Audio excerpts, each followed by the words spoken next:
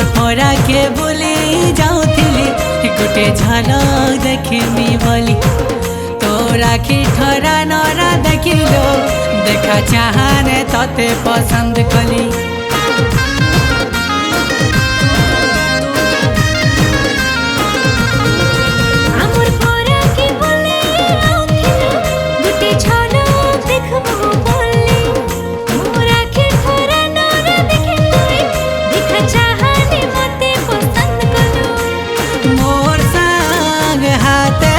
खबर पठेइथिली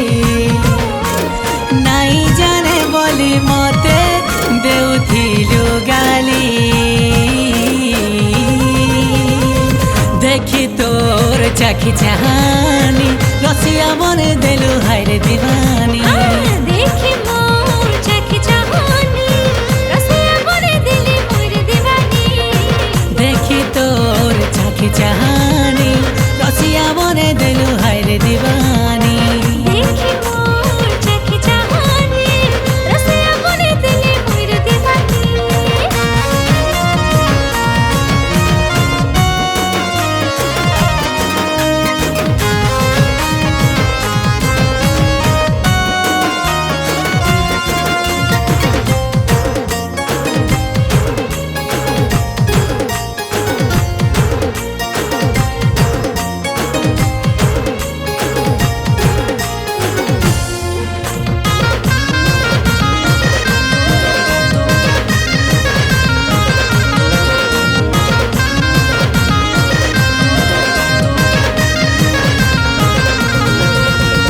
हसी मजाक ने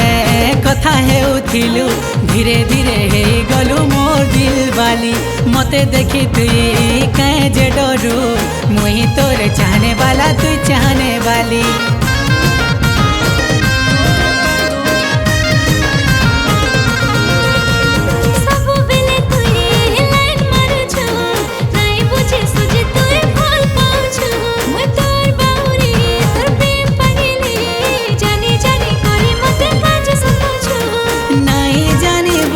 झगड़ा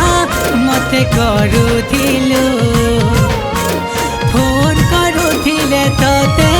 इग्नोर करूथिलु देखी तोर चाखी चाहानी रसिया बने देलु हायरे दीवानी देखी मोर चाखी चाहानी रसिया बने देली मोर दीवानी देखी तोर चाखी चाहानी रसिया बने देलु हायरे दीवानी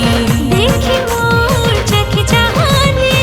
रसिया बने देली मोर दीवानी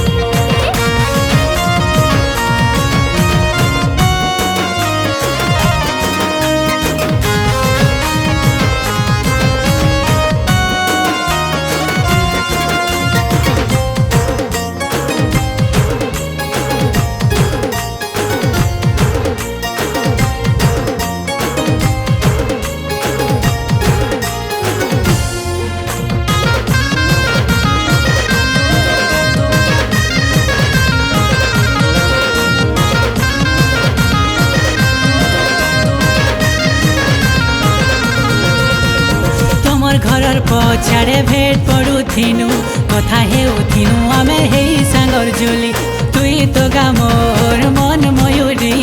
तोते केंता धनमाली पारमी भूली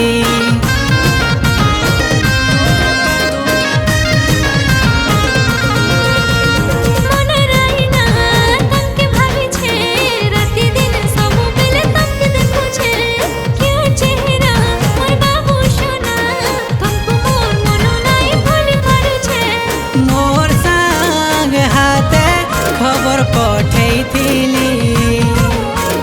नाई जाने बोली मते देउथिलु गाली देखी तोर चाखी चाहानी रसिया बने देलु हायरे दीवानी।